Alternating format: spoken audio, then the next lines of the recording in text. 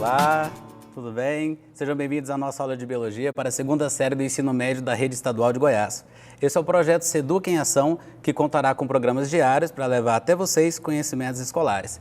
Eu sou o professor Murilo Ramos e falarei hoje sobre morfologia e fisiologia das angiospermas, contemplando a flora do cerrado. Conteúdo importante para a segunda série do ensino médio. Vamos lá, pessoal. Na aula de hoje falaremos sobre as nossas expectativas de aprendizagem, farei um resumo comparativo dos grupos de plantas, falarei de classes de angiospermas, que são monocotiledôneas e dicotiledôneas, e falarei sobre a morfologia da planta. Peguei uns 3 exemplos de flores que normalmente caem nas provas.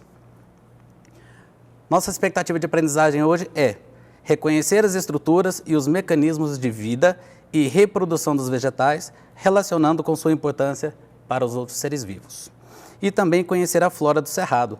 Eu vou abordar resumidamente sobre a flora do cerrado, porque isso vai ficar para a nossa próxima aula, porque é um conteúdo muito extenso. Esse quadro é um quadro muito legal, ele resume bastante características que são específicas de cada grupo. Eu mencionei na aula passada sobre briófitas, pteridófitas, gimnospermas e falarei hoje mais especificamente de angiospermas.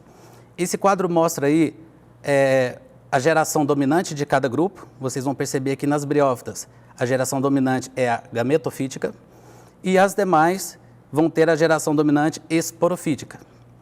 Em relação aos vasos condutores, vocês vão ver que apenas as briófitas não possuem vasos condutores. São as únicas que são avasculares. As outras são vasculares, portanto, possuem vasos condutores. Em relação à presença de sementes, percebam que briófitas e pteridófitas não possuem sementes. Já as gimnospermas e angiospermas possuem. O próprio nome já conta para vocês. Lembra que eu falei na aula passada que esperma significa semente? Então, gimnos é semente nua, gimnosperma é semente nua, e angiosperma é semente protegida. Em relação à presença de frutos, vocês vão perceber que briófitas, pteridófitas e gimnospermas não possuem fruto. Já as angiospermas, que é o nosso grupo de hoje, sim, possuem frutos. Agora vamos falar das classes de angiospermas. Nós temos as monocotiledôneas e as eudicotiledôneas. Antigamente vocês iriam ler muito material de livro didático, vocês iam encontrar o nome dicotiledônea. O nome mais atual é eudicotiledônea, porque esse fragmento eu significa verdadeiro. Depois vocês vão dedicar um tempinho nesse quadro para vocês perceberem as diferenças entre esses dois grupos. Nós temos aí 3 colunas. Uma coluna com órgão, outra coluna com as especificações das monocotiledôneas e uma outra coluna com as especificações das dicotiledôneas, ou eudicotiledôneas, que é o nome atual. Percebam que, em relação à raiz, as monocotiledôneas possuem raiz em feixe, elas são fasciculadas. Já as dicotiledôneas possuem raiz pivotante ou axial. Axis significa eixo, então vocês vão perceber que a raiz das dicotiledôneas parece um eixo, como se fosse uma estaca fincada no local onde ela está fixada e os ramos saindo desse eixo, diferente da raiz das monocotiledôneas, que é uma raiz mais espalhada. Em relação ao caule, vocês vão perceber que nas monocotiledôneas, os feixes vasculares são dispostos de forma irregular. Já nas dicotiledôneas, os feixes vasculares são dispostos em círculos. Vocês conseguem perceber isso através dessas imagens que estão aí. Em relação à folha, as monocotiledôneas possuem uma bainha bem desenvolvida e nervuras paralelas. Já nas dicotiledôneas, a bainha é mais curtinha e as nervuras são reticuladas. Percebam aí nas imagens.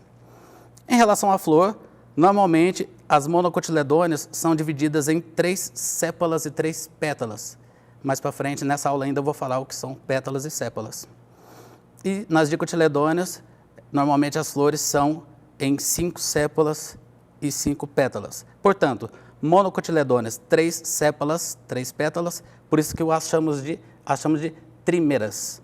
E as dicotiledôneas eu chamo de pentâmeras, por causa desse número de 5. E em relação à semente, as monocotiledôneas mostram uma característica que evidencia esse nome. As monocotiledôneas possuem apenas um cotilédone e as dicotiledôneas possuem 2, porque di significa 2. Agora, especificadamente, as monocotiledôneas, em resumo. Um único cotilédone, flor, as peças florais em números de 3, portanto, trímeras. O feixe vascular é disperso e as nervuras são paralelas. E perceba que a raiz é em cabeleira, ou seja, ela não tem aquele eixo, assim como tem nas dicotiledôneas. E nas eudicotiledôneas, vocês vão perceber aí, de cor rosa, 2 cotilédones. Sabe aquele feijãozinho que você coloca para plantar e vê nascendo? Aquelas 2 estruturas que ficam ali anexadas ao caule são os cotilédones do feijãozinho. As nervuras são ramificadas, os feixes vasculares são dispostos em anéis, a raiz é pivotante ou axial e as peças florais são em números de 4 ou 5. Nós teremos algumas variações dessas plantas. Agora, sobre morfologia da flor.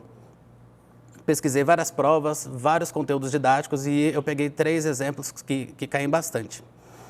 Na verdade, eu vou mostrar as estruturas da flor, de qualquer forma, nesses 3 exemplos, mas alguns vão especificar algumas estruturas e outros exemplos vão especificar outras estruturas. Aqui nós temos a estrutura da flor. Em amarelo está a pétala, que compõe a corola. Nós temos a sépola de cor verde, que compõe o cálice. O pedúnculo, que fica lá embaixo, lembrando que pedúnculo é o diminutivo de pé, então seria o pezinho, que fica bem na base da flor. Nós temos o carpelo, que compõe o gineceu, lembrando que gine significa feminino. Assim como na palavra, por exemplo, ginecologista, nós temos aí o gineceu, que é a parte feminina da flor.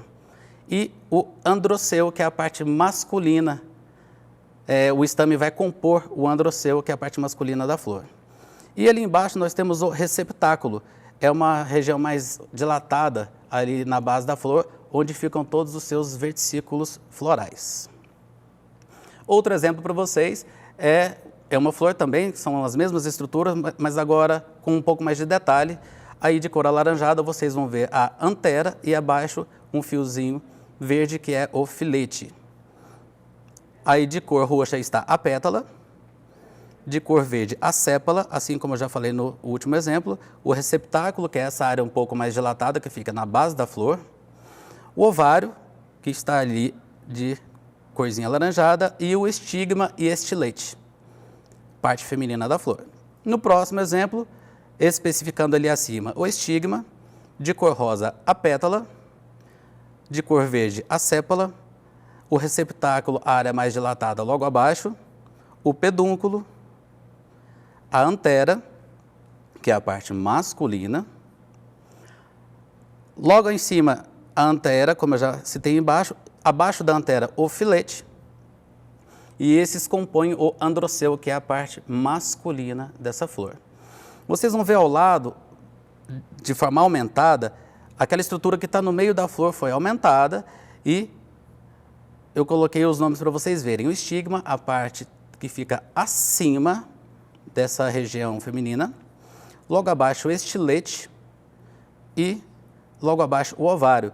Vocês vão saber depois que a fecundação dessa flor vai acontecer pela entrada do grão de pólen por essa estrutura toda que eu acabei de falar. O grão de pólen vai entrar, vai descer pelo estigma, pelo estilete, vai chegar no ovário e vai fecundar este ovário. Dessa fecundação, nós teremos o fruto. E essas 3 estruturas que eu falei para vocês compõem o gineceu, lembrando que gine é feminino. Portanto, onde você lê gineceu, é uma estrutura feminina da flor. Onde estiver escrito androceu, é a estrutura masculina desta flor. E logo abaixo vocês têm o óvulo. Agora, eu quero que vocês pesquisem mais exemplos de flores. Eu quero que vocês leiam aquele quadro comparativo que fica lá no comecinho dessa aula de hoje. Lembre-se que as briófitas, pteridófitas, gimnospermas e angiospermas são aquelas flores, são aquelas plantas com características diferentes. A cada um desses grupos, algumas estruturas diferentes vão aparecendo. Então, vocês podem dar uma lida com mais atenção para vocês guardarem essas informações, porque quando cai sobre botânica nas provas, normalmente cai bastante sobre essas características gerais, estruturas da flor e as formas de reprodução desses vegetais.